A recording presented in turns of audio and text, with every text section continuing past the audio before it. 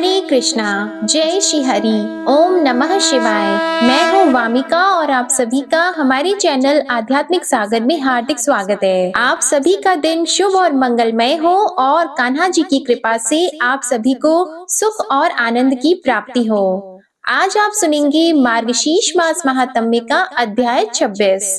इससे पहले के अध्याय में आपने जाना था कि किस प्रकार भगवान श्री कृष्ण ने अपने पिताजी नंद जी से इंद्र की पूजा की बजाय गोवर्धन पर्वत की पूजा करने के लिए कहा था। इसके बदले में जो कुछ भी नंद बाबा ने कहा वह सुनकर बलराम जी सहित श्री कृष्ण जोर जोर से हंसने लगे और पुनः प्रसन्नता पूर्वक अपने पिता से बोले।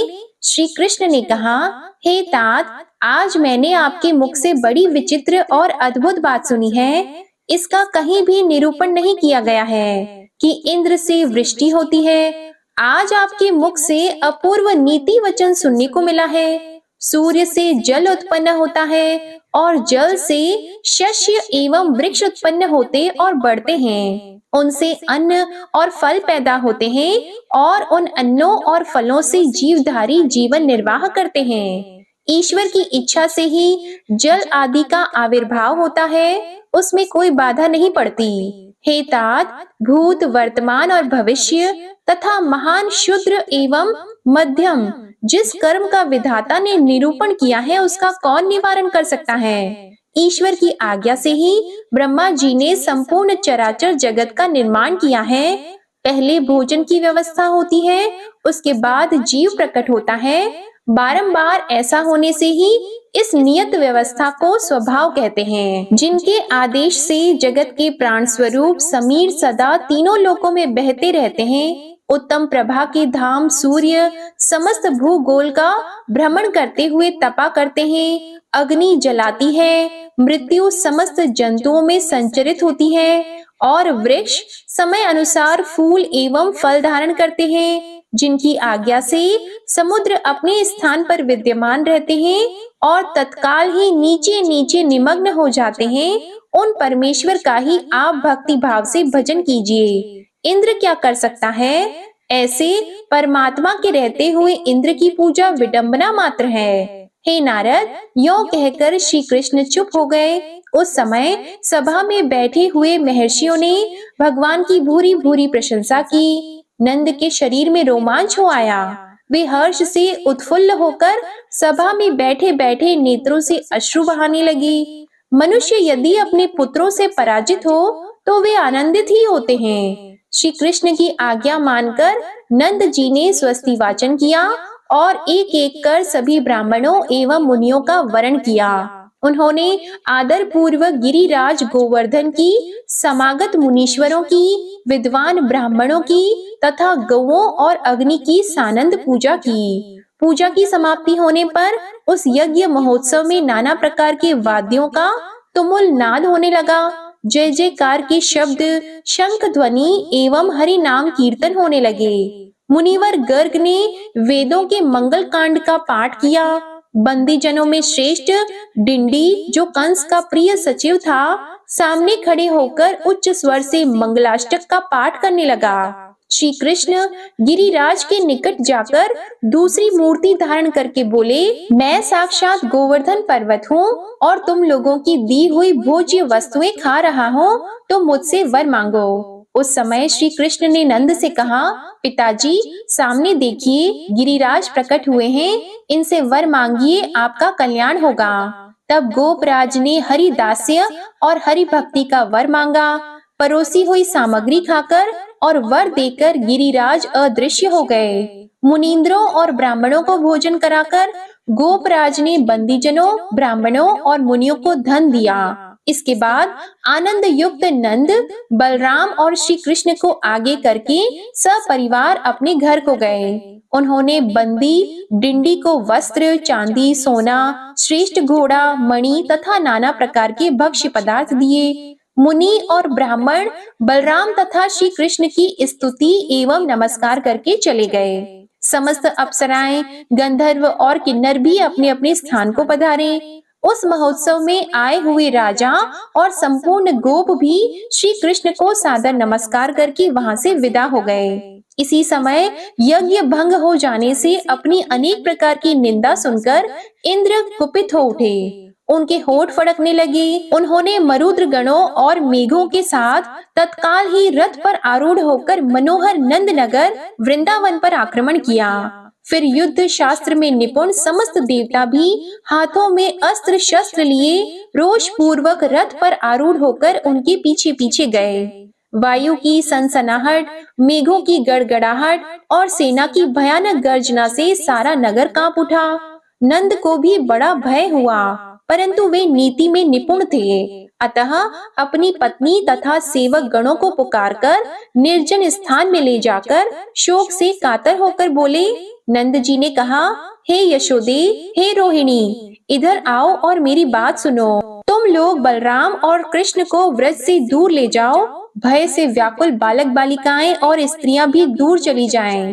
केवल बलवान गोप मेरे पास ठहरे, फिर हम लोग इस प्राण संकट से निकलने का प्रयास करेंगे। यों कहकर गोप प्रवर नंद ने भयभीत हुए श्री हरि का स्मरण किया।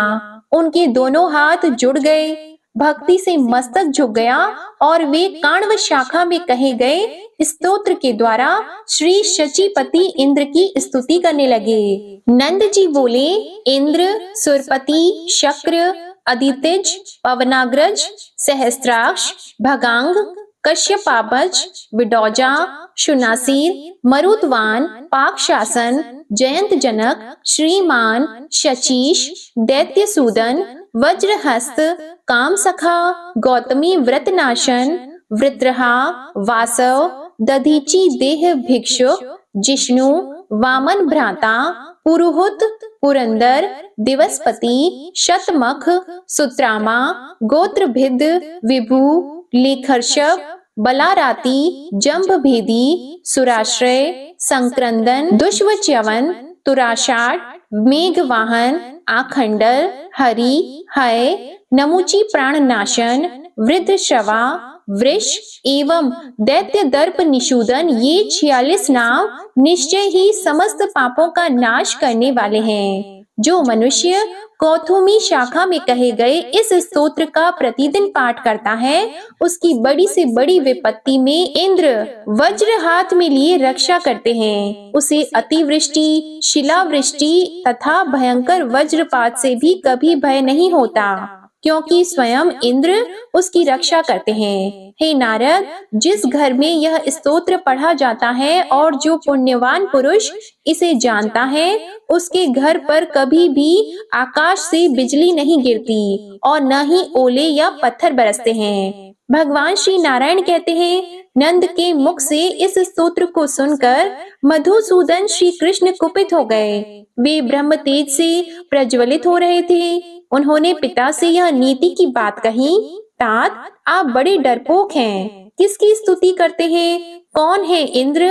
मेरे निकट रहकर आप इंद्र का भय छोड़ दीजिए। मैं आधे ही क्षण में लीला पूर्वक उसे भस्म कर डालने में समर्थ हूँ। आप गोपों, बछड़ों, बालकों और भयातुर स्त्रियों को गोवर्धन की कंदरा में रखकर निर्भय हो जाइए। अपने बच्चे की यह बात सुनकर नंद जी ने प्रसन्नता पूर्वक वैसा ही किया। तब श्री हरि ने उस पर्वत को बाएं हाथ में छाते के डंडे की भांति धारण कर लिया। इसी समय उस नगर में रत्नमय तेज से प्रकाश होने पर भी सहसा अंधकार छा गया। सारा नगर धूल से ढक गया। मुने, हवा के साथ बादलों के समूह ने आकर आकाश को घेर लिया और वृंदावन में निरंतर अतिवृष्टि होने लगी। पत्थरों की वृष्टि, बिजली का गिरना और अत्यंत भयानक उल्कापात, ये सब के सब गोवर्धन पर्वत का स्पर्श होते ही दूर जा पड़ते थे। मुने, असमर्थ पुरुष के उद्यम की भांति इंद्र का वह सारा उद्योग विफल हो गया। वह सब कुछ व्यर्थ होता देखकर इंद्र उसी क्षण रोष से भर गए और उन्होंने दधीची की हड्डियों से बने हुए अपने अमोघ वज्रास्त्र को हाथ में ले लिया। इंद्र को वज्र हाथ में लिए देखकर मधुसूदन हंसने लगे। उन्होंने इंद्र के हाथ सहित अत्यंत दारुण वज्र को ही स्तंभित कर दिया। इतना ही नहीं, उन सर्वव्यापी परमात्मा ने देवगणों सहित मेघ को भी स्तब्ध कर दिया। वे सब के सब दीवार में चित्रित पुतलियों की भांति निश्चल भाव से खड़े हो गए। फिर श्री हरि ने इंद्र को जम्भाई के वशीभूत कर दिया। फिर तो उन्हें तत्काल निद्रा आ गई। उस निद्रा में ही उन्होंने देखा कि वहाँ का सारा जगत श्री कृष्णमय है। सभी द्विभुज हैं, सबके हाथों में मुरली है और सभी रत्नमय अलंकारों से विभूषित हैं। सबके अंगों पर पीतांबर का परिधान है, सभी रत्नमय सिंहासन पर आसीन है। सबके प्रसन्न मुख पर मंद हास्य की छटा छा रही है और सभी भक्तों पर अनुग्रह करने के लिए व्याकुल दिखाई देते हैं। उन सबके सभी अंग चंदन से चर्चित हैं। समस्त चराचर जगत को इस परम अद्भुत रूप में देखकर वहां इंद्र तत्काल मूर्छित हो गए। पूर्व काल में गुरु ने उन्हें जिस मंत्र का उपदेश दिया था उसका वे वहीं जप करने लगे। उस समय उन्होंने हृदय में सहस्त्र दल कमल पर विराजमान उग्र ज्योति पुंज देखा। उस तेजो राशि के अंदर दिव्य रूपधारी अत्यंत मनोहर तथा नूतन जलधर के समान उत्कृष्ट श्याम सुंदर विग्रह वाले श्री कृष्ण दिखाई दिए। वे उत्तम रत्नों के सार तत्व से निर्मित एवं प्रकाशमान मकर आकृत कुंडलों से अलंकृत थे। अत्यंत उद्दीप्त एवं श्रेष्ठ मणियों के बने हुए मुकुट से उनका मस्तक उद्भासित हो रहा था। प्रकाशमान उत्तम कौस्तुभ रत्न से कंठ और वक्ष स्थल जगमगा रहे थे।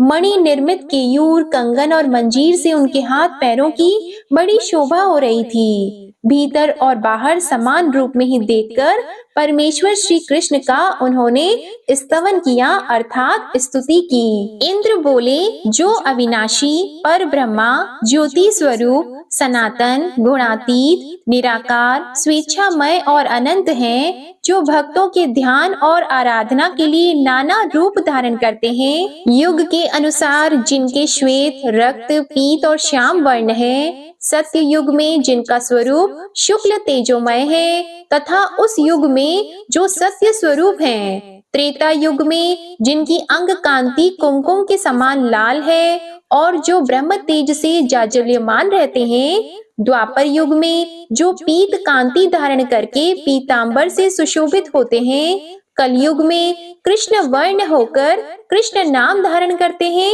इन सब रूपों में जो एक ही परिपूर्णतम परमात्मा है, जिनका श्री विग्रह नूतन जलधर के समान अत्यंत श्याम एवं सुंदर है, उन नंद नंदन यशोदा कुमार भगवान गोविंद की मैं वंदना करता हूँ, जो गोपियों का चित्त चुराते हैं और राधा के लिए प्राणों से भी अधिक प्रिय हैं, जो कौतूहलवश विनोद के लिए मुरली की ध्वनि का विस्तार करते रहते हैं, जिनके रूप की कहीं तुलना नहीं होती है, जो रत्नमय आभूषणों से विभूषित होकर कोटि कोटि कंदर्पों का सौंदर्य धारण करते हैं, उन शांत स्वरूप परमेश्वर को मैं प्रणाम करता हूँ, जो वृंदावन में कहीं राधा के पास क्रीड़ा करते हैं, कहीं निर्जन स्थल में राधा के वक्ष स्थल पर विराजमान होते हैं, कहीं राधा के साथ जल क्रीड़ा करते हैं, कहीं वन में राधिका के केश कलापों की चोटी गूंथते हैं,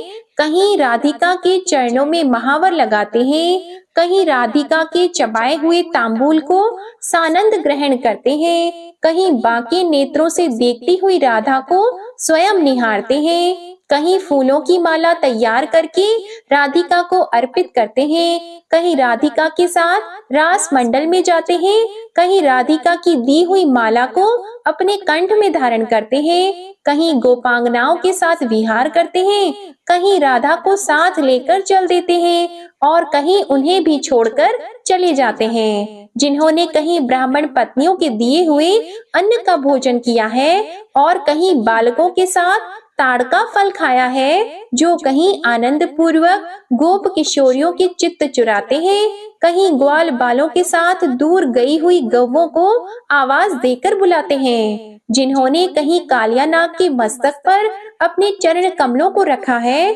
और जो कहीं मौज में आकर आनंद विनोद के लिए मुरली की तान छेड़ते हैं तथा कहीं ग्वाल बालों के साथ मधुर गीत गाते हैं, उन परमात्मा श्री कृष्ण को मैं प्रणाम करता हूँ। इस स्तव राज से स्तुति करके इंद्र ने श्री हरि को भय से प्रणाम किया पूर्व काल में वृतासुर के साथ युद्ध के समय गुरु बृहस्पति ने इंद्र को यह स्तोत्र दिया था।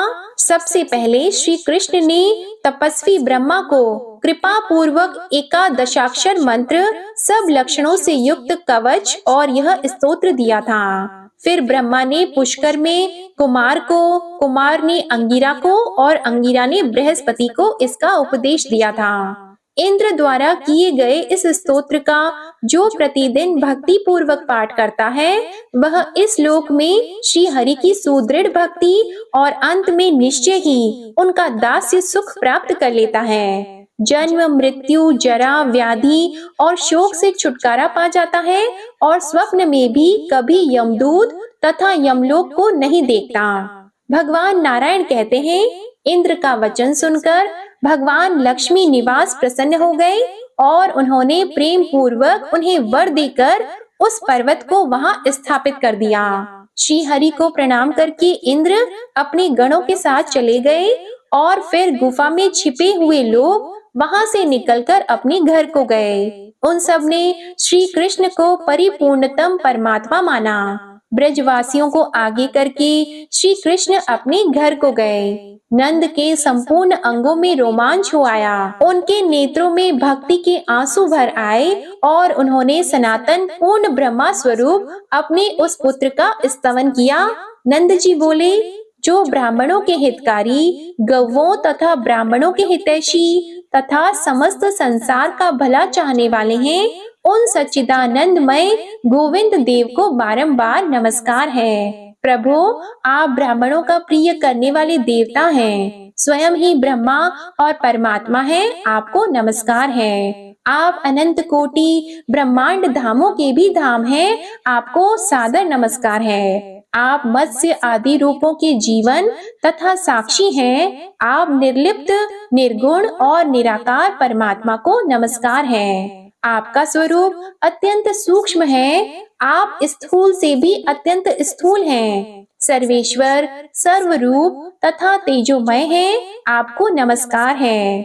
अत्यंत सूक्ष्म स्वरूपधारी होने के कारण आप योगियों के भी ध्यान में नहीं आते हैं। ब्रह्मा, विष्णु और महेश भी आपकी वंदना करते हैं। आप नित्य स्वरूप परमात्मा को नमस्कार है। यो कहकर नंद जी श्री हरि के सामने भक्ति भाव से खड़े हो गए। फिर प्रसन्न हुए श्री कृष्ण ने उन्हें मनोवांछित वर दिया।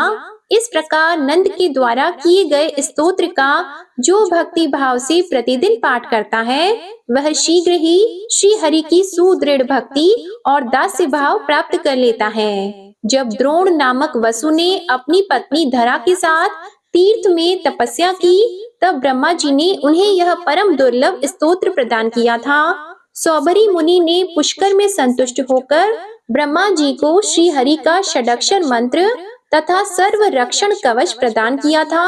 वही कवच, वही स्तोत्र और वही परम दुर्लभ मंत्र ब्रह्मा के अंशभूत गर्ग मुनि ने तपस्या में लगे हुए नंद को दिया था। पूर्व काल में जिसके लिए जो मंत्र, स्तोत्र, कवच, इष्ट देव, गुरु और विद्या प्राप्त होती है, वह पुरुष उस मंत्र आदि तथा विद्या को निश्चय ही नहीं छोड़ता है। इस प्रकार यह श्री कृष्ण का अद्भुत आख्यान और स्तोत्र कहा गया है, जो सुखद, मोक्षप्रद, सब साधनों का सारभूत एवं भव बंधन को छुटकारा दिलाने वाला है। आज का अध्याय यही समाप्त होता है। अब आप सुनिए श्री कृष्ण चालीसा पाठ। बंशी शोभित कर मधुर, नील जलद तन श्याम, अरुण अधर जनुबिंब फल, नयन कमल अभिराम, पूर्ण इंद्र अरविंद मुख, पीतांबर शुभ साज, जय मनमोहन मदन छवि, कृष्ण चंद्र महाराज।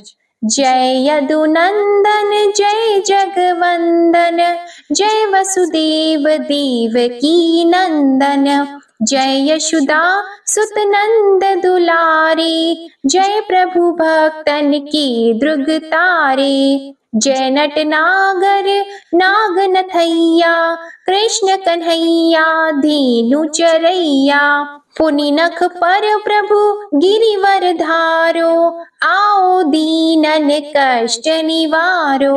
वंशी मधुर अधर धरि टेरो, होवे पूर्ण विनय यह मेरो। आओ हरि पुनि माखन चाखो, आज लाज भारत की राखो। गोल कपोल चिबुक अरुणारी, मृदु मुस्कान मोहिनी डारी। राजित राजीव नयन विशाला, मोर मुकुट वैजंती माला। कुंडल श्रवण पीत पट आछी, कटी किंकिणी काचनि काछी। नील जलज सुंदर तनु सोहे, छवि लखी सुर नर मुनि मन मोहे। मस्तक तिलक अलक घुंघराले, आओ कृष्ण बांसुरी वाले। करि पै पान पुत नहीं तारियो, अका बका का गासुर मारियो। मधुवन जलत अगिन तब ज्वाला, भय शीतल लखतहि नंद लाला। सुरपति जब ब्रज चढ़्योर साई, मूसर धार वारी वर्षाई। लगत लगत व्रज चहन बहायो, गोवर्धन नख धारी बचायो। लखी यशोदा मन भ्रम अधिकाई, मुख मंद 14 भुवन दिखाई।